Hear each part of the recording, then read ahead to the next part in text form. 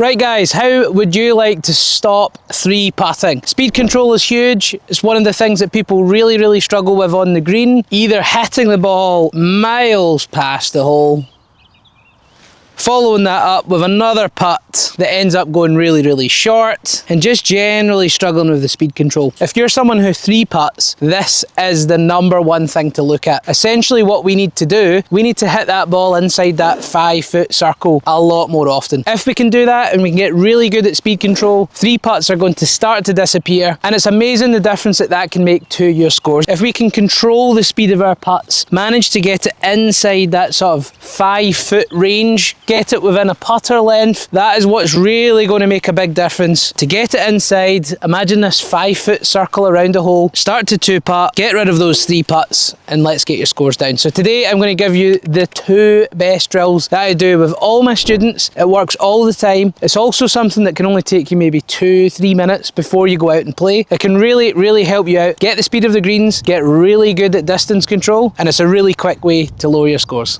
So first of all, let's talk about how to control distance. It's really important that we're controlling distance in the easiest way possible. So when we're trying to hit the ball different distances, the easiest way is by length of swing. We try and change the length of swing. We don't necessarily add a lot more speed to it, which is a really common error. It's much easier to change length of swing. So for example, if we've got a 5-foot putt, the speed of the swing remains the same, but it's going to be a small backswing, roughly match up the follow through to the backswing, roughly speaking. If we've got a 10-foot putt, again, we keep that speed the exact same. We lengthen the backswing.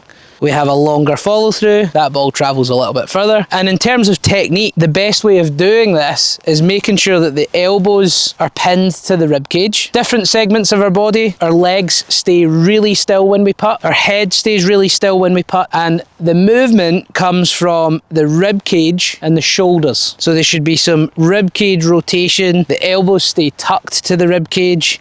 And it's the rib cage rotation back and through that will dictate length of swing. So if we've got a longer putt, we're going to have a longer rib cage rotation back and through. If we've got a shorter putt, then we've got less rib cage rotation. So just before we move on to these 2 drills, which are unbelievably good for speed control, let's start with this drill. So if we want to get that proper body movement, which is essential to strike in the middle of the putter, essential to controlling distance, grab 2 sticks or 2 golf clubs, place them underneath your armpits, and what we want to do is crisscross them and just hold the side of the stick. So we're just going to hold the side of the sticks, get ourselves into our putting posture, and from there we just keep the hands on, keep the legs still, keep the head still, and start to get used to this motion. Start with some small putts. That would maybe be a 5-footer, that would maybe be a 10-footer. So you can see there's more rib cage rotation here, more shoulder movement, more rib cage movement. This would maybe be a 20-30 foot putt, and we just start to make sure we've got stable segments, stable legs, stable head, and it's this middle part. Another drill you can do is you can grab a kettlebell and just rock the kettlebell or any sort of weight back and through,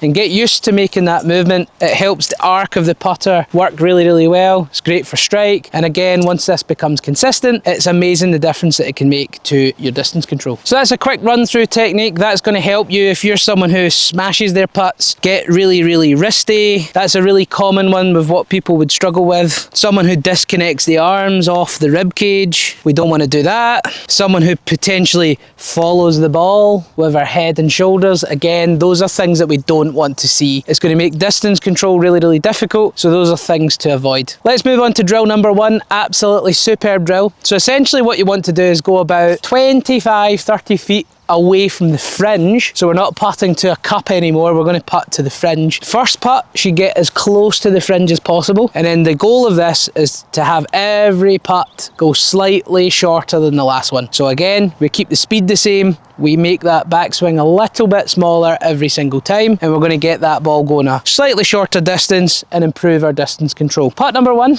let's go to the fringe. So that'll be the longest arc, the longest backswing. Pretty close. You can turn this into a game, try and get it about a grip length away from the fringe before you start. The next ball, we want it to try and go about 2-3 feet shorter, ideally. So that gap's a little bit bigger. Next one, we want it to go a little bit shorter.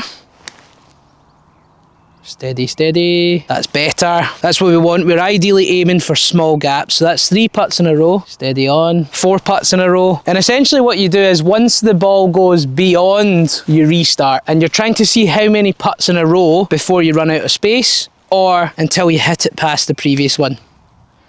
So there's 5. It takes away the thought of, am I holding the putt or not? It really focuses and hones in on speed control. So there's 5 in a row. Let's try and get it to 6. And we would continue that until we run out of space.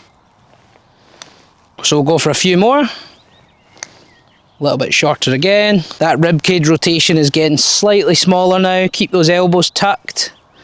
Back and through. There's another. And this is honestly so good. And we can also do it the other way around. So that one went past there. We managed to get 9 putts and then the ball went past. So you either reset when it goes too far or you reset if you run out of space. Really, really good one. You can then write down your score, try and beat that every single time. Really good for distance control. The better you get at it, the smaller those gaps are going to be between every ball. It's honestly the best drill for distance control. It will really, really help you out. Those 3 putts will start to disappear. You'll also improve your mid-range putts. You're going to hit it at the right pace a lot more often. So if you pick the right line, you start it on a good line, and all of a sudden your pace becomes really good, there's a chance that you're going to hole a lot more of these putts. So drill number 2, we're going to put the balls about a 3-foot increment apart, space them all the way back, turn this into a game, and essentially what we've got to do is get the ball within 1 grip length of the fringe. If we get it within a grip length of the fringe, we move on to the next ball. If we don't, we keep going until we get that one. And again, really focus on the rib cage rotation, the length and speed of swing. Try and keep the speed the same, try and change the length of swing, and that's really going to help us. So what we can do, so that was within 1 grip length, then we move on to the next one. And always aiming to increase the length of swing, increase the amount of rib cage rotation you have with every ball, and get that ball onto the fringe or very close to the fringe. So this one needs to be a little bit longer this time. Longer back, longer through. That's okay. Good again, a little bit longer again, more ribcage rotation, steady head, steady legs, onto the fringe. And it is honestly such a fantastic drill you can do.